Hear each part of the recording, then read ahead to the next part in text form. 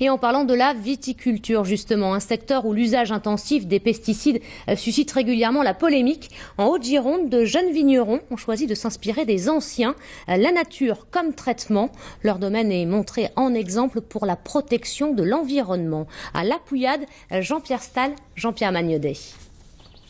Replacer la vigne au cœur d'un écosystème, c'est l'idée forte qu'ont eue Delphine et Benoît Vinet. Il y a 15 ans, ils ont créé de toutes pièces à La Pouillade un vignoble de 8 hectares, tout en imaginant un domaine totalement naturel. Ici, ils ont planté 360 arbres au beau milieu des vignes pour y inviter insectes, oiseaux, chauves-souris et recréer ainsi un microclimat.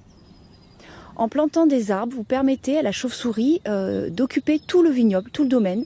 Il faut savoir que les vignerons sont embêtés par des petites chenilles qui sont pondues dans les baies de raisin par des papillons nocturnes. Et puis de l'autre côté, on a des chauves-souris qui sont des petits mammifères nocturnes qui sont capables d'ingurgiter jusqu'à 3000 insectes par nuit et par individu. En termes de feuillus, nous avons intégré donc, des tilleuls, ormes. Ce domaine, aujourd'hui à valeur d'exemple, est visité par de nombreuses classes comme ce lycée agricole près d'Angoulême. Mené en agriculture biologique, le vignoble des époux Vinet a été totalement repensé. Son sol regorge ainsi de nombreux vers de terre très utiles.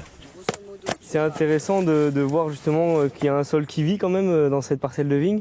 Donc c'est bien, on voit différents types de vers de terre. Donc on voit que c'est un sol qui est il y a de la vie, donc il est travaillé. C'est un sol qui est aéré par les vers de terre. Au niveau du sol, on passe juste des lames sous le rang de vigne pour contrôler la végétation. On se limite à ça. Nous ne tondons plus, nous ne labourons plus.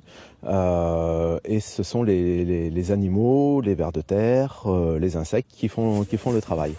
Preuve qu'il est ainsi possible de conjuguer des équilibres environnementaux avec la production de vin, un vignoble qui a été couronné refuge LPO par la Ligue de protection des oiseaux.